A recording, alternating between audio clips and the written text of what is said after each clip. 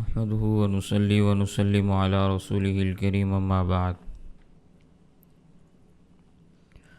اللهم صل على محمد وعلى آل محمد كما صليت على إبراهيم وعلى آل إبراهيم إنك حميد مجيد اللهم بارك على محمد وعلى آل محمد كما باركت على إبراهيم وعلى آل إبراهيم إنك حميد مجيد۔ تقلید کے متعلق ہمارا سبق چل رہا تھا۔ پچھلے سبق میں نے آپ کے سامنے یہ بات بیان کی تھی کہ تقلید مسائل اجتہادیہ میں ہوتی ہے۔ تقلید مسائل اجتہادیہ میں ہوتی ہے، مسائل غیر اجتہادیہ میں تقلید نہیں ہوتی۔ پھر میں نے مسائل اجتہادیہ کی آپ کے سامنے تفصیل بھی بیان کی تھی ناموں کی حد تک، اور ان کو سمجھانے کی کوشش بھی کی تھی کہ ان مسائل سے کون کون سے مسئلے مراد ہیں۔ مثال کے طور پر 5 اقسام کا میں نے آپ کے سامنے تذکرہ کیا تھا جس قسم کے مسائل میں تقلید کی ضرورت پڑتی ہے۔ ان میں بعض مسائل ایسے ہیں جو مسائل غیر منصوصہ ہیں، بعض مسائل ایسے ہیں جو مسائل غیر منصوصہ ہیں۔ تو تقلید مسائل غیر منصوصہ میں ہوتی ہے۔ پھر میں نے آپ کے سامنے یہ بات بیان کی تھی کہ بسا اوقات ایسے مسائل ہوتے ہیں جن میں نصوص تو موجود ہوتی ہیں لیکن وہ نصوص آپس میں متعارض ہوتی ہیں، ٹکراؤ پیدا ہو رہا ہوتا ہے نصوص میں، وہاں تقلید کی ضرورت پڑ جاتی ہے۔ پھر بعض مسائل ایسے ہوتے ہیں کہ ان میں نصوص تو موجود ہوتی ہیں لیکن نص میں اجمال ہوتا ہے، تفصیل کی ضرورت ہوتی ہے، تو وہاں پہ تقلید کی ضرورت ہوتی ہے۔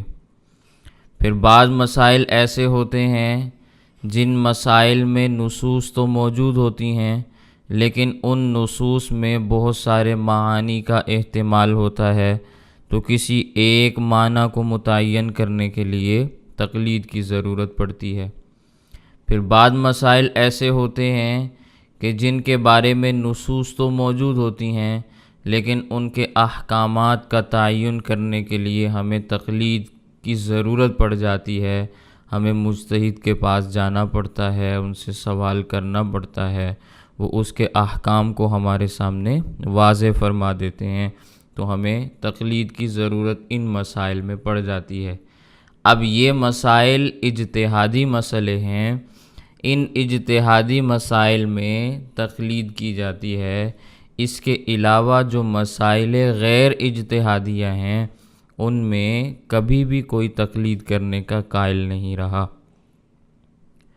کہ ایک مسئلہ اگر قرآن کریم کی آیت کے اندر واضح طور پر موجود ہے، کوئی مقلد یہ کہے، تقلید کرنے والا یہ کہے کہ میں تو امام اعظم ابو حنیفہ کی بات مانتا ہوں، قرآن جو مرضی کہتا رہے،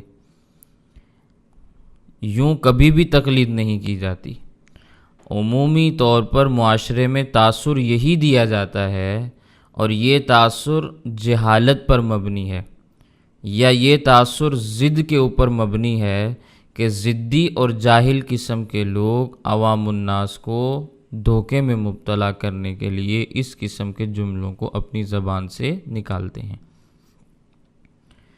تو ایک اہل علم بہت اچھے طریقے سے مسئلے کو سمجھ بھی جاتا ہے، بات کو قبول بھی کر لیتا ہے، اسے بات سمجھ بھی آ جاتی ہے، وہ آگے سمجھا بھی لیتا ہے، تو اس کے سامنے مسئلہ واضح ہو جاتا ہے، مسئلے کی حقیقت اسے سمجھ آ جاتی ہے۔ آج کے سبق میں نے آپ کے سامنے انہی مسائل غیر واضحہ جنہیں مسائل اجتہادیہ کہا جاتا ہے، جن کی تعریفات پچھلے سبق میں نے آپ کے سامنے عرض کی تھیں، ان کی کچھ مثالیں میں آپ کے سامنے عرض کرنا چاہ رہا ہوں تاکہ آپ کے سامنے مسئلہ اچھے طریقے سے واضح ہو جائے۔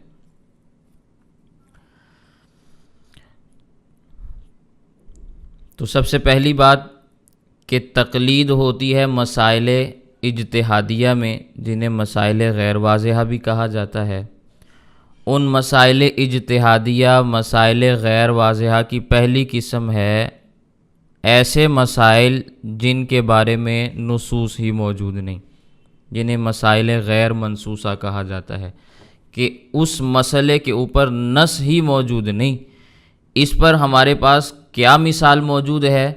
سورۃ المائدہ آیت نمبر 90 آپ کے سامنے لکھی ہوئی موجود ہے۔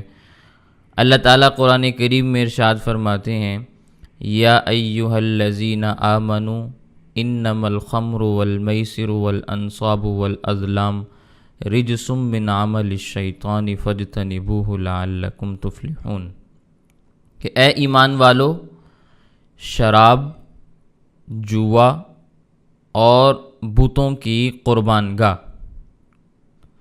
جو بتوں کے سامنے بنائی جاتی تھی، لوگ بتوں کے نام پہ وہاں جانوروں کی قربانی کیا کرتے تھے، اور جوئے کے تیر، والاظلام رجس من عمل الشیطان، یہ سب ناپاک شیطانی کام ہیں۔ فاجتنبوہ لعلکم تفلحون، اگر تم کامیابی حاصل کرنا چاہتے ہو تو پھر ان سے بچ جاؤ، ان سے بچو، تاکہ تمہیں اللہ تعالیٰ کامیاب فرما دیں۔ اب یہ قرآن کریم کی آیت ہے، اس آیت میں انما الخمر، شراب کے بارے میں واضح حکم موجود ہے کہ یہ شیطانی عمل ہے، اس سے اپنے آپ کو بچاؤ، یہ ناپاک شیطانی کاموں میں سے ایک کام ہے۔ یہ آیت سورۃ المائدہ کی شراب کے بارے میں منصوص ہے، کہ اس آیت میں شراب کا واضح طور پر حکم بیان کر دیا گیا کہ شراب کی کیا حقیقت ہے، کیا حیثیت ہے۔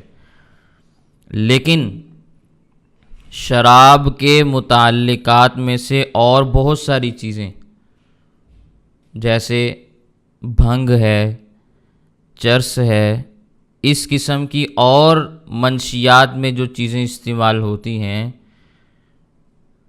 تو ان کا کیا حکم ہے؟ قرآن کریم کی کسی آیت میں آپ کو اس کے بارے میں کوئی تفصیل نہیں ملے گی، نہ اجمال کے ساتھ نہ تفصیل کے ساتھ، کوئی تفصیل موجود نہیں بھنگ کے بارے میں۔ قرآن کی کسی آیت میں بھنگ کے بارے میں کوئی بات نہیں بیان کی گئی، شراب کے بارے میں موجود ہے، یہ آیت بھی ہے، اس کے علاوہ اور آیات بھی ہیں۔ تو شراب کا مسئلہ منصوص ہے، اس پر ہمیں امام کے پاس جانے کی ضرورت نہیں کہ امام صاحب بتائیں شراب کا کیا حکم ہے، قرآن نے واضح کر دیا ہے، تو تقلید کی ضرورت نہیں، یہ مسئلہ منصوص ہے۔ ہم نے غیر منصوص مسائل میں تقلید کرنی ہے، غیر منصوص مسائل میں بھنگ ہے۔ اب ہم امام کے پاس جاتے ہیں، ان سے جا کے سوال کرتے ہیں، حضرت ہمیں یہ بتائیں کہ شراب کا حکم تو اللہ نے قرآن میں بیان کر دیا، یہ چرس کا کیا حکم ہے، بھنگ کا کیا حکم ہے، ہمیں ذرا یہ واضح کر کے بتا دیں، کیونکہ ہمارے معاشرے میں بھنگی اور چرسی کافی مقدار میں پائے جاتے ہیں۔ غلط بات تو میں عرض نہیں کر رہا، صحیح بات عرض کر رہا ہوں نا۔ تو اب امام قرآن کریم کی اس آیت میں غور کرتا ہے، جس کو اجتہاد کہا جاتا ہے، اس آیت سے اجتہاد کر کے، استنباط کر کے، مسئلہ استخراج کر کے، مسئلہ نکال کر وہ ہمارے سامنے بیان کر دیتے ہیں کہ اس آیت میں شراب کے بارے میں، جوئے کے بارے میں، بتوں کی قربان گاہوں کے بارے میں، جوئے کے تیروں کے بارے میں حکم تو بیان کیا گیا ہے، لیکن اسی کو ہم بھنگ کے اوپر بھی قیاس کر سکتے ہیں، اس لیے کہ جو چیز شراب میں پائی جاتی ہے وہی بھنگ میں بھی پائی جاتی ہے۔ شراب میں بھی نشہ ہے، بھنگ میں بھی نشہ ہے، تو مجتہد نے اجتہاد کیا، شراب کے مسئلے کے اوپر بھنگ کو قیاس کیا ہے، شراب کے مسئلے پر بھنگ کو قیاس کیا ہے، چرس کو قیاس کیا ہے، کہ جو چیز شراب میں پائی جاتی ہے وہ ان میں بھی پائی جاتی ہے، تو جو حکم شراب کا ہے وہی حکم بھنگ اور چرس کا بھی ہوگا۔ یہ قیاسی مسئلہ ہے۔ قیاس کس نے کیا؟ امام نے کیا۔ امام نے قیاس کیسے کیا؟ امام نے غور و فکر کیا کہ آخر بنیاد کیا ہے شراب کی حرمت کی۔ شراب کو جو حرام قرار دے دیا گیا، یا شراب کے بارے میں قرآن کریم کی آیات میں جو باتیں بیان کی گئیں وہ کیوں بیان کی گئیں؟ تو پتہ چلا کہ یہ نشہ آور اشیاء میں سے سب سے غلیظ ترین چیز ہے۔ تو جب اس میں نشہ پایا جاتا ہے تو ہر وہ چیز جس میں نشہ پایا جائے اس کا یہی حکم ہوگا۔ اب یہ اصول امام نے بیان کیا، ہم نے امام کے اس اصول کو فالو کرتے ہوئے بھنگ اور چرس کو شراب کے اوپر قیاس کر کے یہ مسئلہ بیان کر دیا کہ جو حکم شراب کا ہے وہی حکم بھنگ کا ہے۔ تو ہمیں غیر منصوص مسائل میں تقلید کی ضرورت پڑتی ہے۔ اب میں اگلی بات بھی عرض کرنا چاہتا ہوں، اس تقلید کا دروازہ آپ بند کر دیں۔ دنیا بھر کے غیر مقلدین کے پاس آپ جائیں جو کسی امام کو فالو نہیں کرتے، انہیں کہیں کہ بھنگ کے بارے میں شریعت اسلامیہ کا حکم واضح کریں، چرس کے بارے میں شریعت اسلامیہ کا حکم کیا ہے ہمیں بتائیں، جن کے دو اصول ہیں کتاب اللہ اور حدیث رسول۔ قرآن کی کوئی آیت پڑھیں جس کے بارے میں جو بھنگ کے بارے میں ہو، یا کوئی حدیث پڑھیں کہ اللہ کے نبی صلی اللہ علیہ وسلم نے بھنگ کا لفظ استعمال کر کے کوئی مسئلہ بیان کیا ہو، تو ذرا کوئی آیت یا حدیث پڑھ دیں تاکہ امت کا یہ مسئلہ حل ہو، کیونکہ بہت سارے امتی اس کام میں مبتلا ہیں۔ تو پڑھ دیں کوئی آیت یا حدیث۔ اور اگر آپ کے پاس قرآن کی کوئی آیت یا کوئی نبی کریم صلی اللہ علیہ وسلم کی حدیث موجود نہیں اور آپ اس کا جواب نہیں دیتے، تو اس کا دوسرا مطلب یہ ہے کہ آپ کی شریعت نامکمل ہے، کہ شریعت اسلامیہ میں بھنگ کا مسئلہ ہی موجود نہیں۔ تو بھنگیوں کے بارے میں کیا حکم ہوگا؟ آپ مسلمان کیا جواب دیں گے اس چیز کا؟ تمہیں تو مسئلہ ہی نہیں آتا، تمہاری شریعت میں تو بھنگیوں کے بارے میں کوئی حکم ہی موجود نہیں۔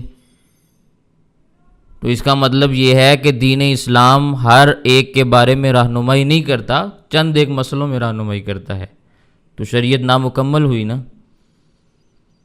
تو تقلید نہ کرنے کی وجہ سے آپ شریعت اسلامیہ کو گویا نامکمل ثابت کرنا چاہتے ہیں، اور ہم تقلید کا راستہ کھول کر شریعت اسلامیہ کو مکمل ثابت کرتے ہیں۔ تو ہم یہ کوئی اسلام کے خلاف کام نہیں کر رہے، اسلام کے لیے کام کر رہے ہیں۔ امام اجتہاد کر کے کوئی اسلام کے مخالف نیا دین نہیں بنا رہا، بلکہ وہ اسی اسلام کے لیے کام کر رہا ہے، کیونکہ نبی کریم صلی اللہ علیہ وسلم آخری نبی ہیں۔ آخری نبی ہونے کی وجہ سے اس امت میں اجتہاد کو فروغ دیا گیا۔ اس امت میں اللہ تعالیٰ نے مجتہدین پیدا فرمائے۔ کیوں پیدا فرمائے؟ نبی کریم صلی اللہ علیہ وسلم کی ختم نبوت کی وجہ سے۔ اب مجتہدین اگر اس امت میں پیدا نہ ہوتے تو امت کے مسائل حل نہیں ہو سکتے تھے، کیونکہ مسئلے تو قیامت تک وجود میں آتے رہیں گے نا۔ ان مسئلوں کی وضاحت کے لیے اصول چاہیے ہوں گے۔ اب ایک ایک مسئلے پر نبی کریم صلی اللہ علیہ وسلم حدیث بیان کریں، ایک ایک مسئلے پر اللہ کی آیت قرآن کریم نازل ہو، تو پھر قرآن اتنا بڑا ہو، حدیث پاک اتنی بڑی ہو کہ آپ اس کو کسی کتاب میں سمیٹ ہی نہ سکیں۔ پھر تو ساری زندگی آپ کی گزر جائے، نہ آپ قرآن کو مکمل پڑھ سکیں نہ حدیث کو مکمل پڑھ سکیں۔ پھر امام بخاری اتنی بڑی بخاری لکھتے کہ وہ صرف یہ جو ایک بخاری آپ کے سامنے ہے یہ تو صرف مکھی اور مچھر کے مسئلوں کے اوپر مشتمل ہوتی، اس طرح کی کئی بخاری اور بھی لکھنی پڑتی، اور اتنی اتنی جلدوں میں کتابیں چلی جاتی، پھر ان کی تشریحات کا آپ خود اندازہ لگا لیں کتنی زیادہ ہوتی۔ یہ ساری کی ساری چیزیں پھر انسان کو سوچنے کے اوپر مجبور کرتی ہیں کہ نبی کریم صلی اللہ علیہ وسلم کو اللہ تعالیٰ نے جو جوامع الکلم والی صفت عطا فرمائی تھی، ذرا اس پر غور و فکر کیا جائے۔ احادیث کم ہیں، ان احادیث سے اصول نکلتے ہیں، ان اصولوں سے امام اجتہاد کر کے مسئلہ نکال کے امت کے حوالے کر دیتا ہے۔ یہ نبی کریم صلی اللہ علیہ وسلم کی ختم نبوت کا صدقہ ہے، پہلی امتوں میں یہ چیز نہیں تھی۔ سمجھ آئی میری بات؟ تو ہمیں مسائل غیر منصوصہ میں تقلید کی ضرورت پڑتی ہے۔ اس کی ایک مثال میں نے آپ کے سامنے قرآن کریم سے بیان کی ہے۔ چلیں ایک مثال تو قرآن کریم سے بیان کر دی، ایک حدیث پاک سے بھی مثال بیان کر دیتے ہیں۔ صحیح بخاری کتاب الطب، امام بخاری رحمہ اللہ نے طب کے متعلق، میڈیکل کے متعلق ایک پورا چیپٹر قائم کیا ہے۔ باب اذا وقع الذباب فی الاناء، اس میں باب قائم کیا ہے کہ جب برتن کے اندر مکھی گر جائے تو پھر کیا حکم ہے۔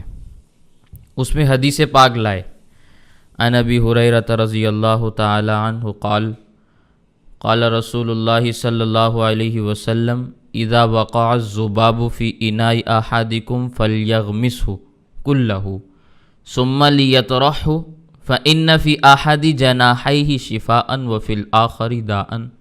حضرت ابو ہریرہ رضی اللہ تعالیٰ عنہ فرماتے ہیں کہ نبی کریم صلی اللہ علیہ وسلم نے ارشاد فرمایا، تم میں سے کسی شخص کے برتن میں جس میں کوئی کھانے پینے کی چیز بھی ہو، اس میں اگر مکھی گر جائے تو اس کو غوطہ لگاؤ، اسی چیز میں غوطہ دو، پھر نکال کے باہر پھینک دو، کیونکہ اس کے ایک پر میں بیماری ہے اور دوسرے پر میں شفا ہے۔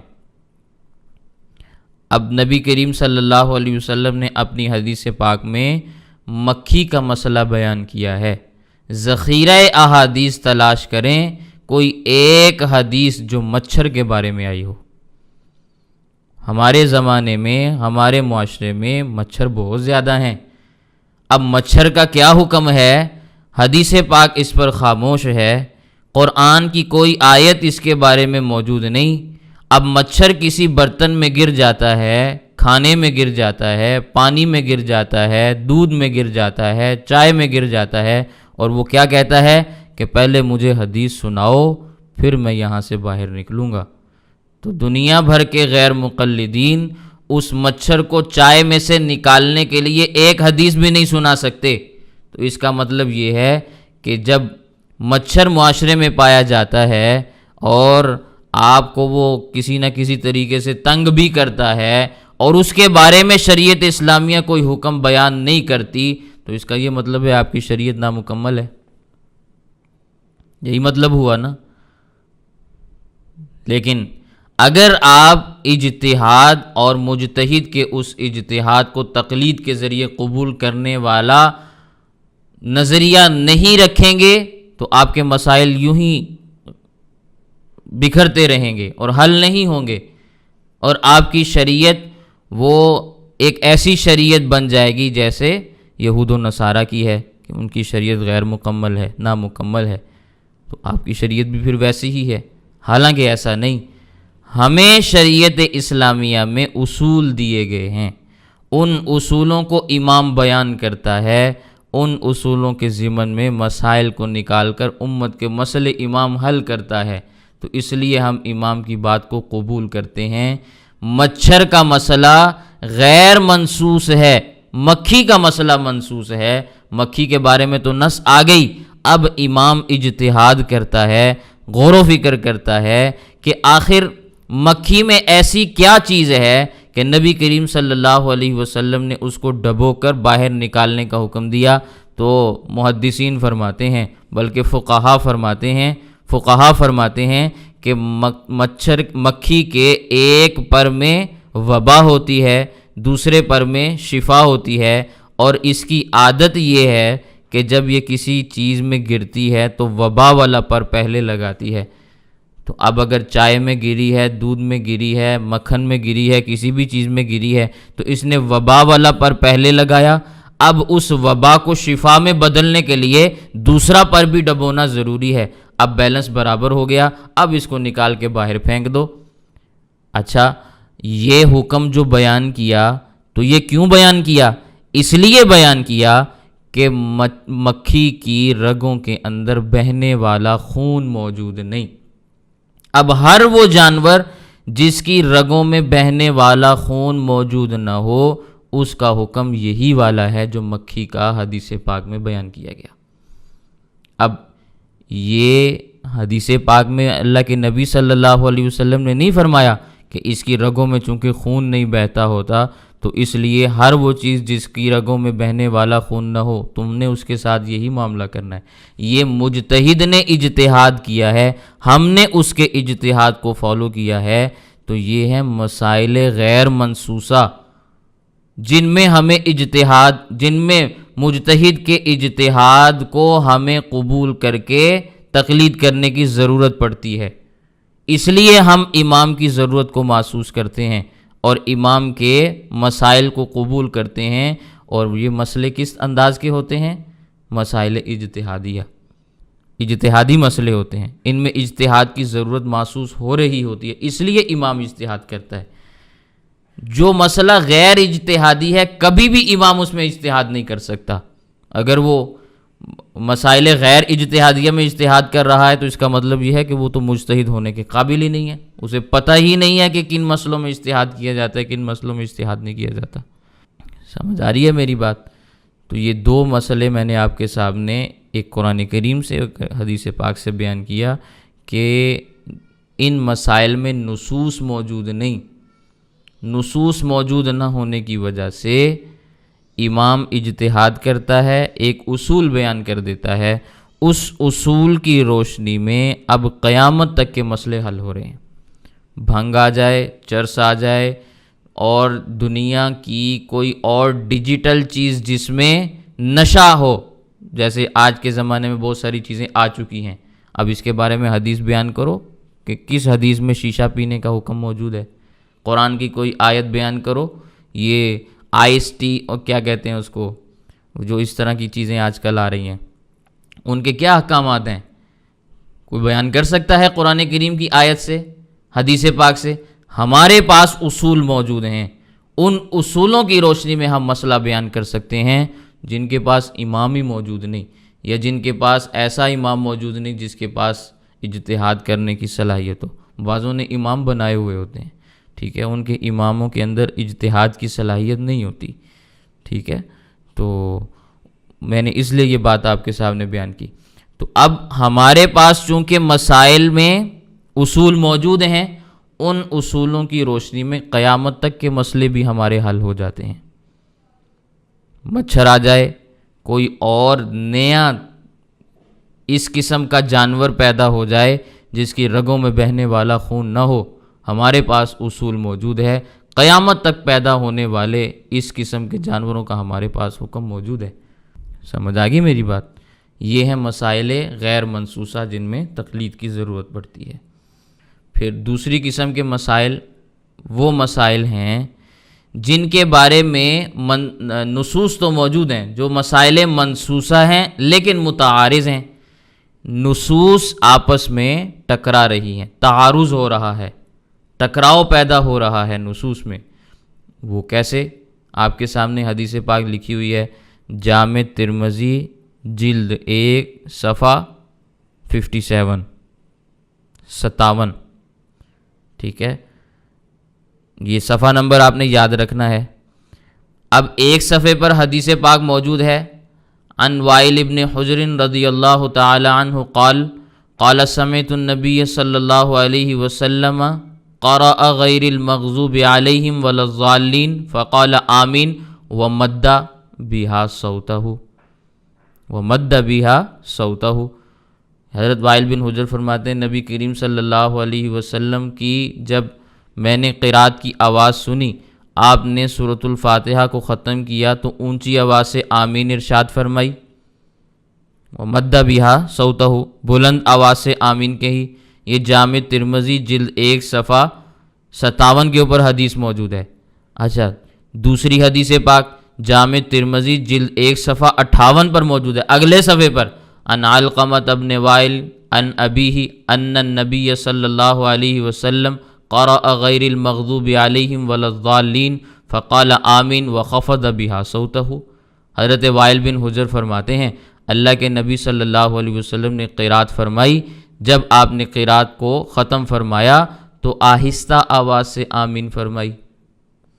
اب ایک ہی جامع ترمذی ہے، ایک ہی جلد میں ایک صفحے پر ایک حدیث موجود، اگلے صفحے پر دوسری حدیث موجود، بیان کرنے والے بھی وہی بندے وائل بن حجر۔ پہلے وہ بیان کرتے ہیں کہ اللہ کے نبی صلی اللہ علیہ وسلم نے بلند آواز سے آمین کہی، پھر فرماتے ہیں اللہ کے نبی صلی اللہ علیہ وسلم نے آہستہ آواز سے آمین کہی۔ اب نصوص تو موجود ہیں لیکن کیا ہیں؟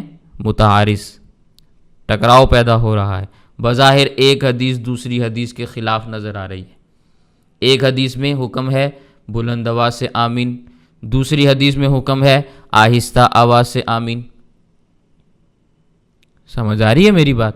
یہ مسائل کس طرح کے ہیں؟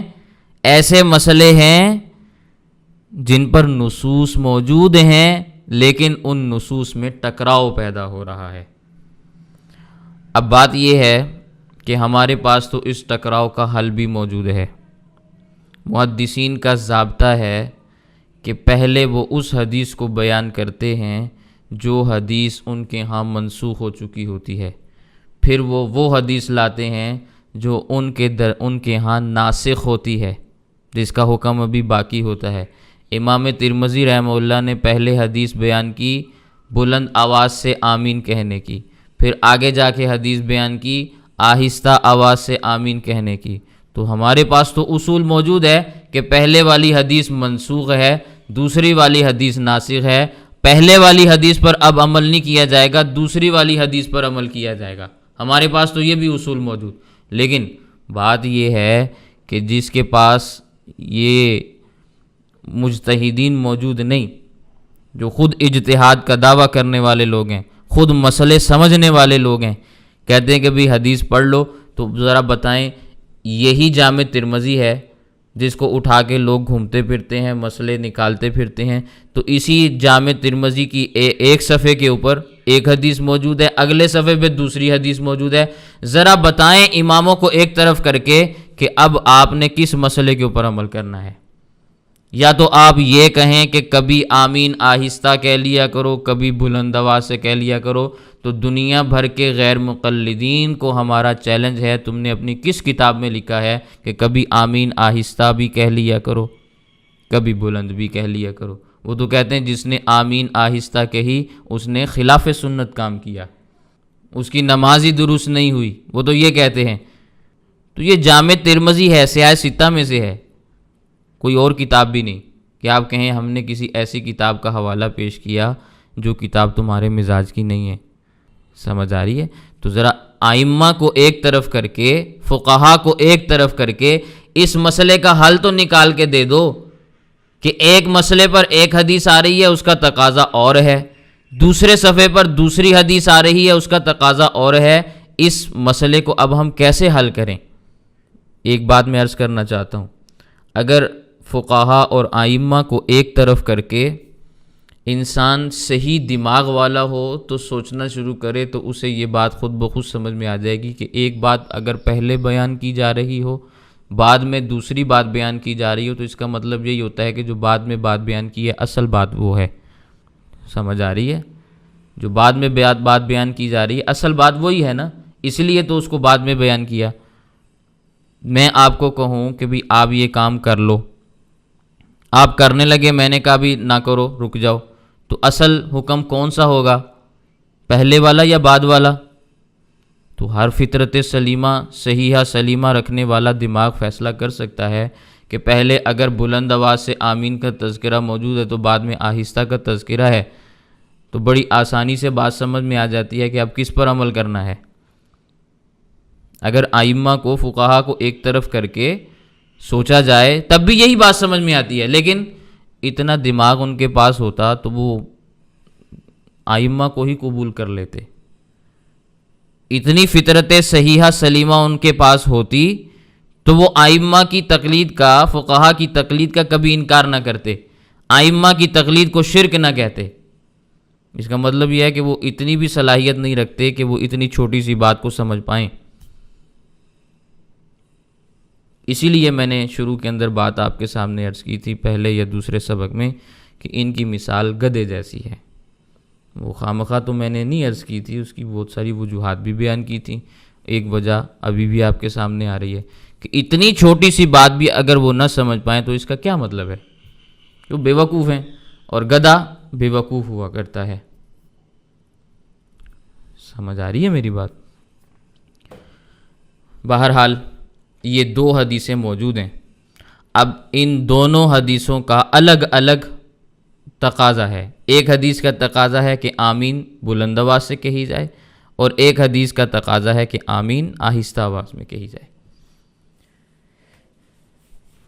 اب اس میں ہمیں امام کے اجتہاد کی ضرورت محسوس ہوتی ہے،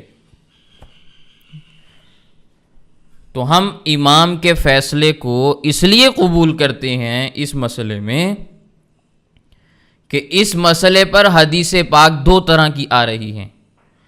ان دو طرح کی احادیث میں سے کس حدیث پر اب عمل ہوگا، اس کے لیے ہمیں امام کے دروازے پر جانے کی ضرورت پڑتی ہے۔ تو ہم پھر امام کے پاس جاتے ہیں، امام صاحب سے جا کے پوچھتے ہیں کہ حضرت ہمیں بتائیں، نبی کریم صلی اللہ علیہ وسلم کے ایک ہی صحابی پہلے اللہ کے نبی صلی اللہ علیہ وسلم کا ایک عمل بیان کرتے ہیں، پھر اللہ کے نبی صلی اللہ علیہ وسلم کا دوسرا عمل بیان کر دیتے ہیں۔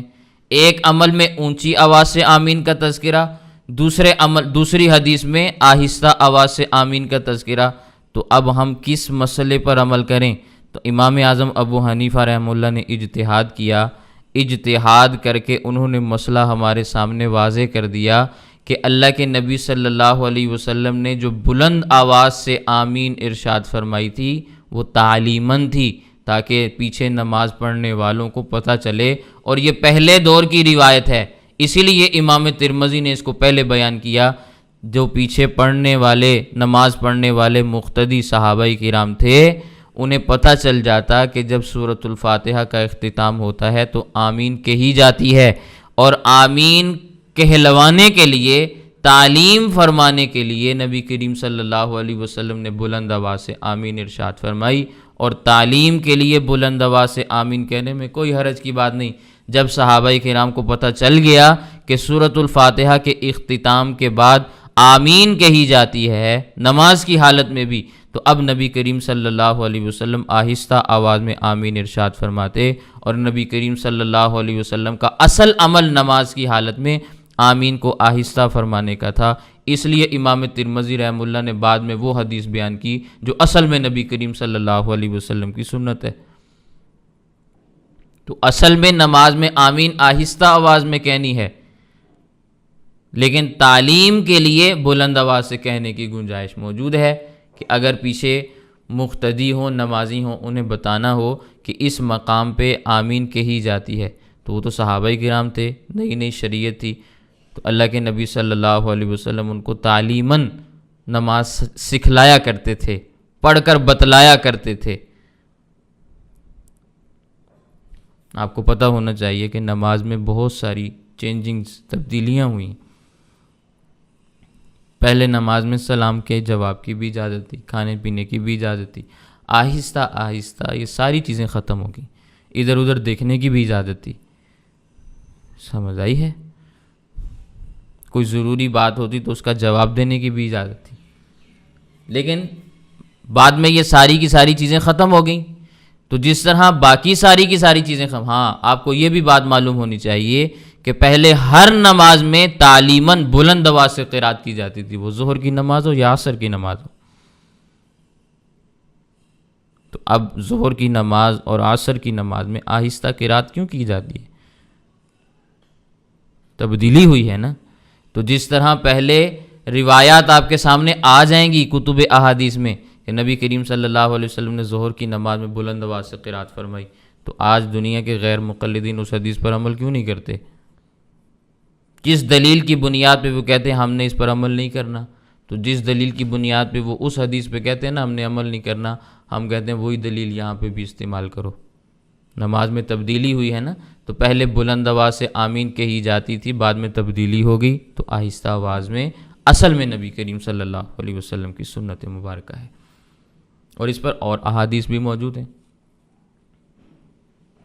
نبی کریم صلی اللہ علیہ وسلم نے ارشاد فرمایا کہ جس کی آمین فرشتوں کی آمین کے موافق ہو گئی اس کے گناہ بخش دیے جائیں گے۔ آمین کہا کرو، حکم ارشاد فرمایا۔ پھر یہ بھی فرمایا کہ جس کی آمین فرشتوں کی آمین کے موافق ہو گئی، من وافق تامینہ تامین الملائکہ، وافقہ کا لفظ ہے موافقت ہونا۔ مجھے یہ بتائیں، دنیا بھر کے غیر مقلدین سے سوال ہے، پہلی بات تو یہ موافقت کا مطلب بتائیں، موافقت ہوتی کیسے ہے؟ دوسری بات کہ فرشتوں کی آمین کے موافق آمین کہنی ہے تو کیا فرشتے بلند آواز سے آمین کہتے ہیں؟ اگر بلند آواز سے کہتے ہیں تو کبھی تم نے سنا کہ جبرائیل علیہ السلام آمین کہہ رہے ہوں؟ یا تمہارے کندھوں کے اوپر ملائکہ تو موجود ہیں نا، کرامن کاتبین، اور اس کے علاوہ تمہارے آگے پیچھے حفاظت کے لیے کوئی 25-26 کے قریب فرشتے موجود ہیں ہر انسان کے ارد گرد۔ تو یہ 25-26 فرشتے اگر آمین کہیں تو ہر دفعہ کی آمین میں اتنا شور ہو جیسے مسجد میں شور ہوتا ہے؟ نماز آپ اکیلے پڑھ رہے ہوں، جیسے ہی آپ آمین کہیں سارے فرشتے آمین کہنا شروع کریں تو میرے خیال سے آپ کا جنازہ وہیں سے اٹھ جانا ہے۔ اٹھے گا جنازہ کہ نہیں اٹھے گا؟ یہ کہ کون سی مخلوق بول رہی ہے؟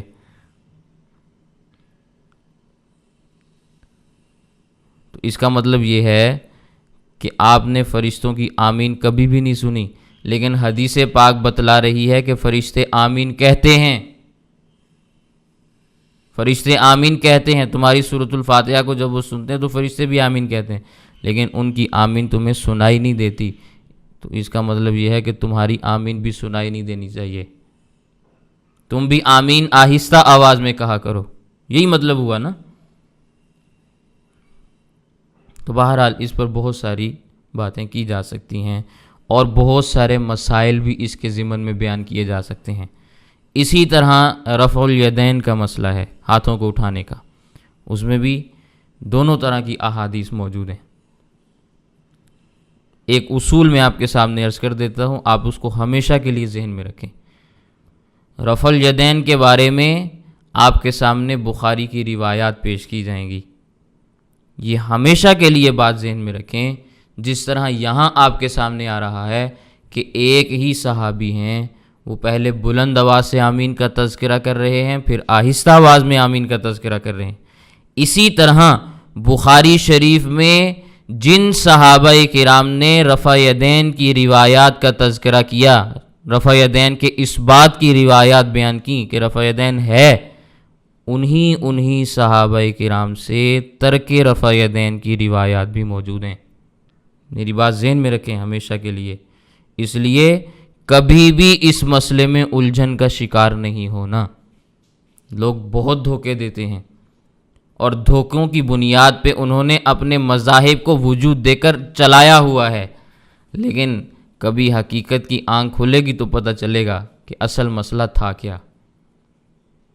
جن صحابہ کرام، میں بخاری کے حوالے سے بات عرض کر رہا ہوں، بخاری شریف میں جن صحابہ کرام سے رفع یدین کے ثبوت کی روایتیں ہیں، انہی صحابہ کرام سے ترک رفع یدین کی روایات بھی ہیں کہ اللہ کے نبی صلی اللہ علیہ وسلم نے رفع یدین چھوڑ دیا تھا۔ تو حقیقت کا تقاضا تو پھر یہی تھا، اعتدال اور فطرت صحیحہ سلیمہ کا تقاضا پھر یہ تھا کہ ساری احادیث کو دیکھ کر پھر فیصلہ کیا جاتا نا کہ اب ہم نے کس پر عمل کرنا ہے۔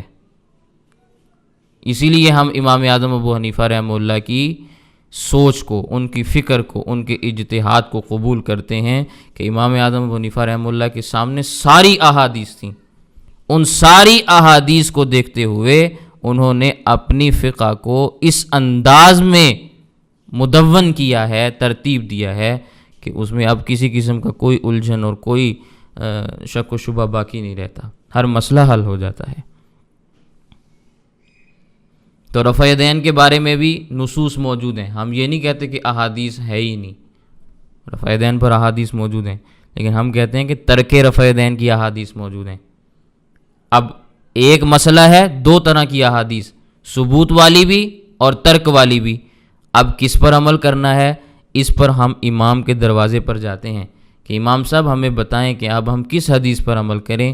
امام اپنے اجتہاد کی روشنی میں ایک فیصلہ کر کے ہمیں بتاتا ہے، ہم اپنی رائے کو وہاں قبول نہیں کرتے، امام کی رائے کو قبول کرتے ہیں، اس لیے کہ ہمارا امام علم کے اعتبار سے، مرتبے کے اعتبار سے، مقام کے اعتبار سے، صحبت پیغمبر کے اعتبار سے، زمانے کی جو صحبت ملی ہے۔ آج ہمارا زمانہ 1400 سال کے بعد کا زمانہ ہے، امام اعظم ابو حنیفہ رحمہ اللہ کا زمانہ صحابہ کا زمانہ ہے، تابعین میں سے ہے نا، تو صحابہ کا زمانہ ہے، وہ خیر القرون ہے، ہم شر کے دور کی پیداوار ہیں، اس لیے ہم ان کے پاس جاتے ہیں کہ امام صاحب آپ ہمیں بتا دیں کہ آپ نے اس مسئلے پر کیا تحقیق ارشاد فرمائی۔ ہم آپ کی تحقیق کو قبول کرنا چاہتے ہیں کیونکہ آپ صحابہ کے شاگرد ہیں، آپ علم اور مرتبے کے اعتبار سے بہت بلند و بالا ہیں، آپ ہمیں مسئلہ بتا دیں، ہم آپ کے مسئلے کو قبول کرنا چاہتے ہیں۔ تو امام صاحب کہتے ہیں میرا یہ مسئلہ ہے، ہم اس مسئلے کو قبول کر لیتے ہیں، اس کے مطابق عمل کر لیتے ہیں۔